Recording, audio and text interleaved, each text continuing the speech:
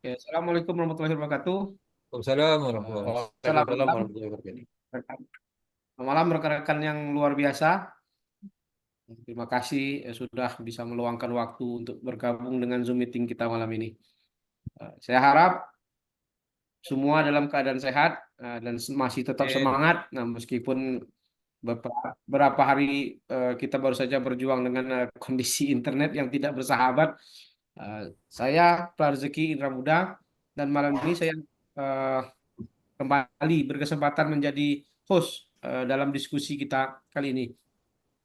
Jadi kawan-kawan ini diharap bersabar nih jika sekali saya tersesat di dalam kata-kata karena ini bukan eh, podcast kenal ini.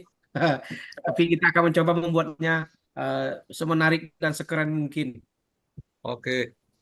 Nah, di sini kita akan membahas tugas kelompok kita yang sangat penting dan sangat menarik, yaitu benchmarking manajemen risiko ke instansi lain dan bagaimana kita bisa mengadopsi best practice yang cocok untuk diterapkan di Kabupaten Bengkalis. Tidak perlu khawatir, ini bukan sesi kuliah yang memang eh, membosankan ya. Jadi kita akan membuatnya seinformatif sekaligus menyenangkan. Bersama saya malam ini rekan-rekan saya yang super hebat ini siap menjadi narasumber. Ada di sini Pak Isrin yang semangat dengan Siap. berliannya. Di sini ada juga Pak Helmi Afriadi. Selamat malam, Pak Helmi. Selamat malam. Pak Malam, Hendra, malam, malam, malam, Pak Indra. ahli di bidangnya punya banyak nih eh, best practice nih, khususnya kaitannya ke eh, kepegawaian nih Pak Helmi ya. Dan Ibu Siap. Wanefa nih eh, yang paling ini ya, paling cantik nih ya yang di Cantik kelompok di kita. kelompok Ah, kita. yang memang bisa membantu kita mengaplikasi ide-ide keren yang dalam tindakan nyata. Marilah, baiklah, marilah kita berdiskusi dan kita pastikan sudah siap ini eh, cemilan apa segala macamnya sudah siap, Pak. Ah, akan menjadi penambah pengetahuan kita. Eh, Memang nanti kalau ada yang kurang jelas atau apa, mungkin bisa bertanya lebih lanjut. Memang ini kita di sesi diskusi, diharap bisa penuh interaksi. Oke, sebelum kita masuk ke sesi yang sesi tanya jawab, eh, saya ingin mengajak kita semua untuk menyimak penjelasan dari rekan kita, eh, Bapak Isrin. GPS kita ini eh, perjalanan manajernya selalu selalu tahu arah dan tujuan yang jelas. Nah, nanti ini Pak Isrin akan mencoba menjelaskan secara singkat, padat, tujuan dari benchmarking manajemen risiko ini. Silakan, Pak Isrin. Terima kasih, Pak Indra. Selamat malam, Pak Indra dan teman-teman sekalian. Selamat malam. Ah, Baik. Ah, ah, sebelum saya menjelaskan benchmarking. Benchmarking itu suatu kegiatan. Kegiatan yang kita laksanakan ke suatu tempat atau lokasi atau tujuan yang kita ingin kita dapat, yang kita adopsi untuk kita gunakan ke dalam institusi kita. Pada topik kali ini kita dapat tugas atau kelompok diskusi dengan judul benchmarking dengan manajemen risiko. Jadi tujuan benchmarking manajemen risiko ini adalah untuk mengintip sedikit lah, mengintip instansi ke kementerian atau lembaga pemerintah daerah atau bahkan sektor swasta yang ingin kita lihat bagaimana di sana menerapkan manajemen risiko dalam suatu organisasi mereka, dan jika lebih baik kita belajar dari sebuah pengalaman. Dengan melakukan benchmarking, kita akan menangkap apa yang mereka lakukan dengan baik, yang mana bisa kita adopsi dan sesuai dengan kebutuhan kita untuk perkembangan Kabupaten Bengkalis lebih baik. Dengan best practice ini, kita lebih bisa yakin langkah-langkah benar atau efektif. Jadi intinya kita sekarang sedang mencari resep atau formula mereka yang bisa kita gunakan untuk meningkatkan manajemen risiko di Kabupaten Bengkalis. Semoga dengan begitu pemerintah Kabupaten Bengkalis bisa menjalankan manajemen risiko yang lebih proaktif, efektif, dan tentunya lebih canggih. Mungkin gitu saja dulu Pak Indra yang dapat saya sampaikan. Oke, oke, Pak Isrin. Ini memang terkait dengan apa benchmarking ini memang sangat diperlukan dalam eh, memberikan apa mencari ide-ide mungkin contoh yang memang sudah diterapkan mungkin bisa diadopsi di daerah kita. Baiklah, mari untuk topik pertama ini eh, terkait dengan pentingnya manajemen risiko ini mungkin saya masih dengan Pak Izrin nih Pak Izrin. Mungkin bisa sedikit dijelaskan kepada kita semua mengapa manajemen risiko itu sangat penting bagi organisasi. Kenapa kenapa repot-repot dengan manajemen risiko ini Pak Izrin? Terima kasih Pak Indra. Ini pertanyaan yang sangat bagus nih untuk pengembangan organisasi di Bengkalis. Jadi sama-sama kita ketahui bahwa manajemen risiko itu ibaratnya kita punya payung di musim hujan. Apabila kita punya payung dengan kondisi hujan, dengan tidak punya payung kita akan basah kuyup. Sementara dengan menggunakan payung kita akan bisa mengidentifikasi keadaan di sekeliling atau mengidentifikasi, mengevaluasi dan mengelola risiko yang ada dalam suatu organisasi sehingga tujuannya dapat tercapai. Dengan manajemen risiko yang baik, kita bisa seperti orang yang selalu siap sedia dengan dengan segala risiko yang akan ada pada suatu organisasi kita tersebut. Artinya bahwa dengan manajemen risiko ini kita bisa mengurangi potensi kerugian yang bisa timbul dari berbagai risiko, baik yang kecil seperti seperti genangan air yang ada di jalan ataupun yang besar seperti banjir bandang. Selain itu, untuk manajemen risiko juga meningkatkan efektivitas operasional kita di suatu organisasi dan bisa terhindarnya atau setidaknya mempersiapkan diri untuk membantu kita bekerja lebih efisien dan efektif. Dan yang tidak kalah pentingnya, manajemen risiko itu bisa membangun kepercayaan publik terhadap layanan yang kita berikan. Jika masyarakat tahu bahwa kita memiliki sistem yang baik atau untuk mengelola risiko, maka akan lebih percaya dan merasa aman menggunakan layanan kita. Jadi pada akhirnya, manajemen risiko bukan hanya tentang menghindari hal buruk, tetapi juga tentang memastikan bahwa kita bisa terus berjalan dengan lancar dan mencapai tujuan yang kita tanpa hambatan yang berarti. Mungkin itu saja Pak Indra. Terima kasih. Terima kasih Pak Isrin. Penjelasannya yang cukup jelas dari Pak Isrin ini mungkin saya berharap eh, kita jadi lebih mengetahui terkait dengan manajemen risiko ini. Lengkap dengan analoginya Pak Isrin ya. Memang harus siap-siap pakai payung terus sampai ini. Di payung, di payung sebelum hujan. Sedia payung hujan. Baiklah ini ya, saya mencoba untuk ke eh, topik berikutnya terkait dengan benchmarking dan temuan. Belum sekarang ini mungkin saya ke Bang Helmi lah dulu nih. Kaitannya ke Ya, instansi mana saja yang memang telah eh, berhasil menerapkan manajemen risiko. Mungkin apa saja yang bisa kita pelajari, yang kita adopsi. Mungkin ya sedikit-sedikit curi ilmu lah, Pelmi. Mungkin bisa Pelmi bantu nih kawan-kawan untuk mana nih yang sudah bisa menerapkan di kabupaten apa, di Indonesia nih atau di Kabupaten Bengkalis. Silakan Pelmi. oh, terima kasih Pak Indra. Betul kata Pak Indra tuh.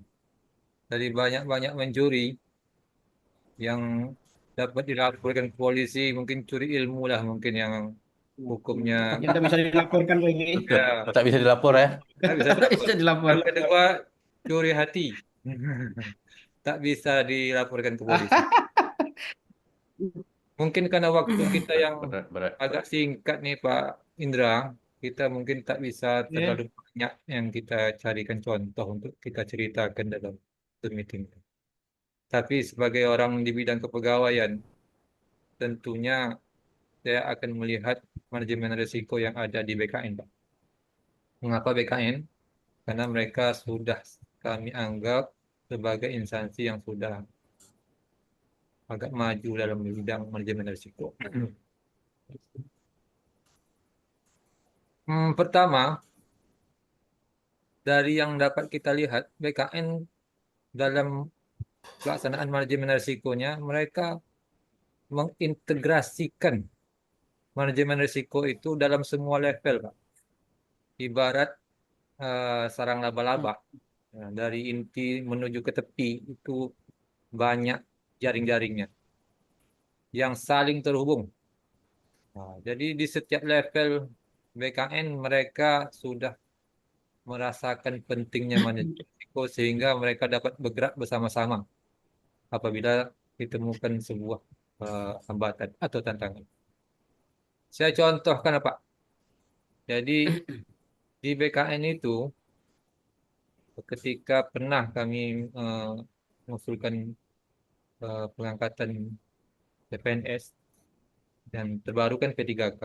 Sudah terbit Pak persetujuan NIP dari P3K Kan. atau CPNS itu. Tapi kemudian terdeteksi adanya eh, kekurangan, ketidaklengkapan pada berkas. Yang mendeteksinya bukan yang pengelola, tapi ada satu tim di dalam itu. Mereka sebagai auditor kepegawaian, mereka menyeleksi kembali apa yang sudah dikerjakan, yang sudah diputuskan oleh unit-unit kerja pengelola. Itulah hebatnya, Pak. Jadi jangan dikatakan dah selesai lalu final, Iya. tapi ada proses lebih lanjut di BKN itu uh, menyaring kembali apa yang sudah mereka kerjakan.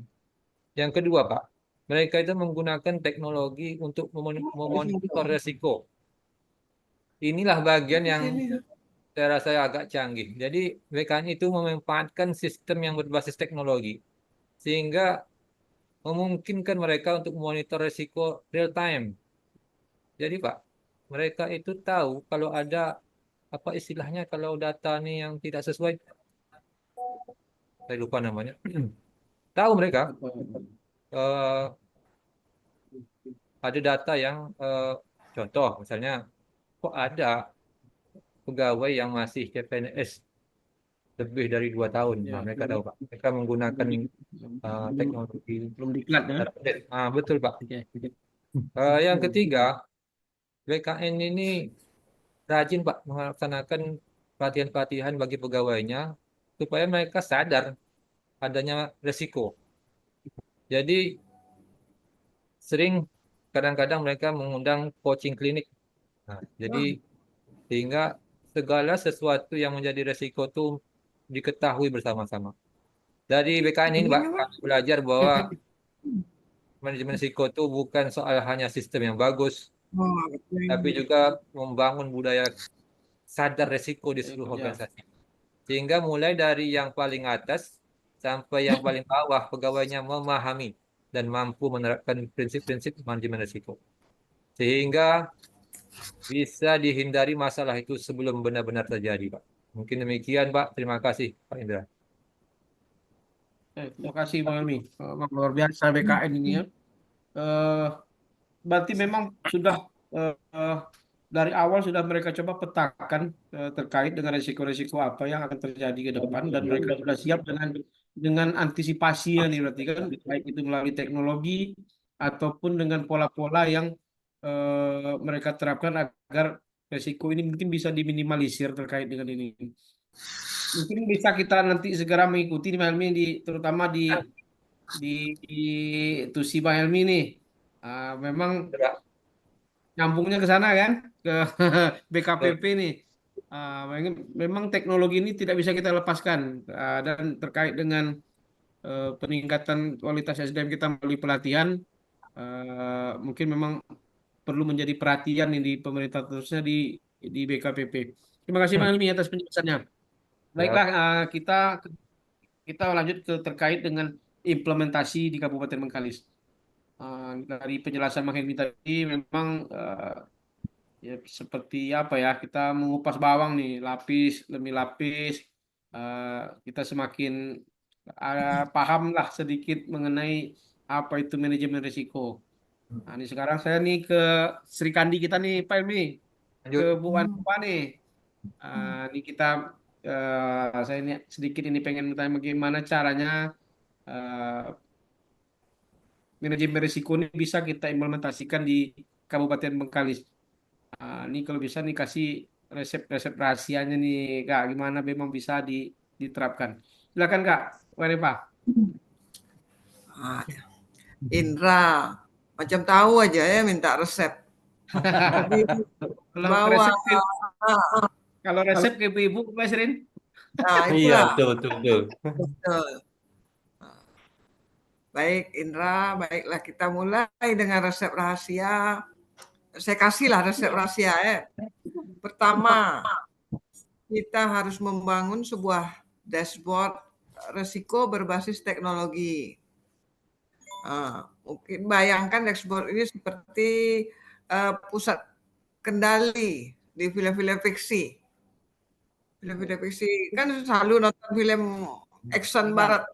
Nah, film-film itu yang memungkinkan kita memonitor dan melaporkan resiko dengan mudah. Dengan dashboard ini kita mungkin bisa melihat resiko apa saja yang muncul, secepat update status media sosial. Itu resep pertama tuh. Kedua, mungkin ada pelatihan reguler bagi semua pegawai tentang manajemen risiko itu.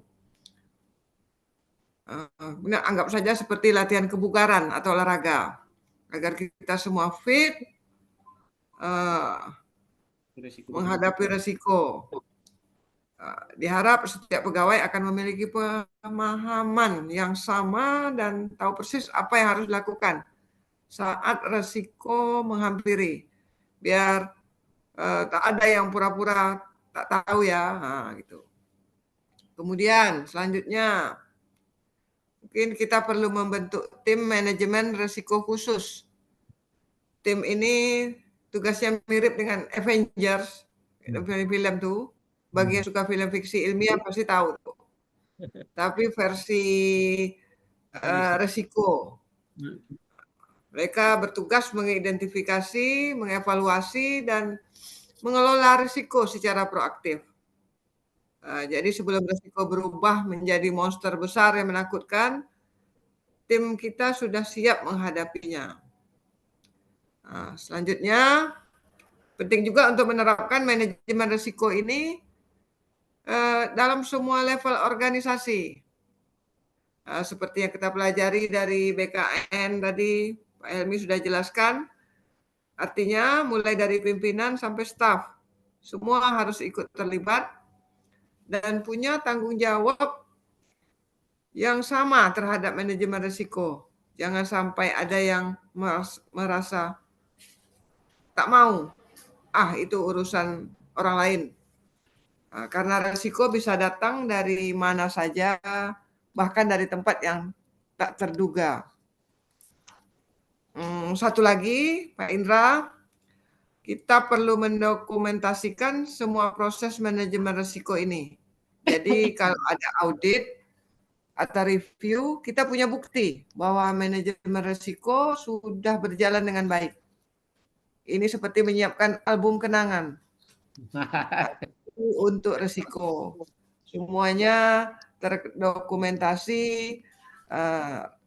tersimpan rekam jejaknya, rapi dan bisa dilihat kapan saja. Menariknya, pemerintah Kabupaten Bengkalis saat ini dengan asistensi dari BPKP sedang berusaha mencapai tingkat atau level 3. Kematangan SPIP dalam implementasi manajemen risiko. SPIP ini inspektorat ya. Berat. Ya, Memang banyak nak diisi. ya, betul. Sudah Kak. Oleh SPP. Sudah. Pening saya. Asesor. Ini semua dimotori oleh rekan-rekan kita inspektorat ya. Mereka bekerja keras memastikan bahwa sistem pengendalian intern pemerintah berjalan efektif dan efisien. Jadi dengan kombinasi teknologi, pelatihan, tim khusus, keterlibatan semua level organisasi dan asistensi dari BPKP, saya yakin kita bisa mengimplementasikan manajemen risiko yang efektif di Kabupaten Bengkalis. Siap-siap jadi kabupaten yang tangguh menghadapi risiko. Mungkin itu aja Pak Indra, Pak Helmi, Pak Isrin. Macam mana kita lanjutkan? Terima, Jadi terima kasih Kak Eva atas penjelasannya. Mantap sekali nih Kak Eva nih. Jadi memang seperti yang disampaikan Kak Elmi di awal tadi, Pak Isrin, Kak Eva, memang intinya memang harus siap teknologi tampaknya nih terkait dengan penerapan manajemen risiko.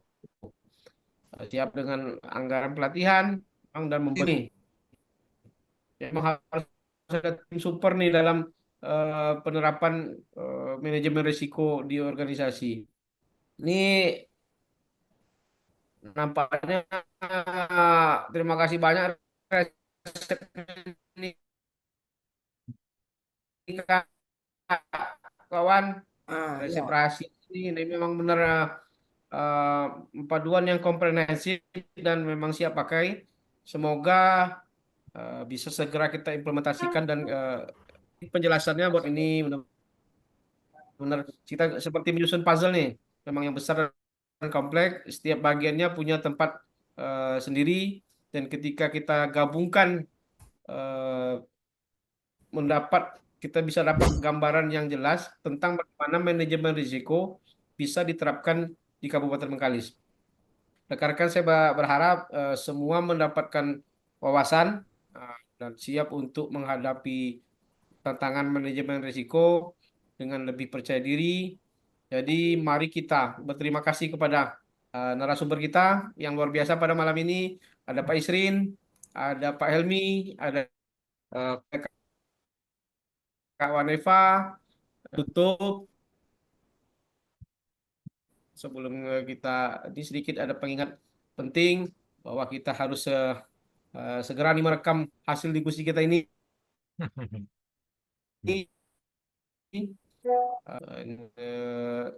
Jadi jangan sampai lewat lah. Nah, kita udah malam juga ini bahwa kita betapa pentingnya deadline kita malam ini.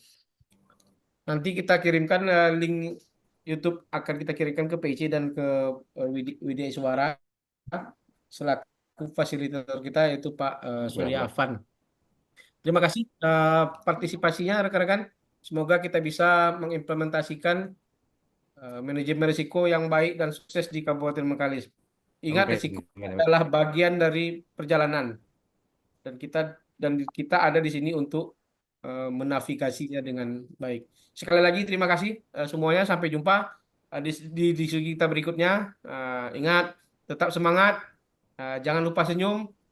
Semoga kita ke depan dapat meraih kesuksesan bersama-sama.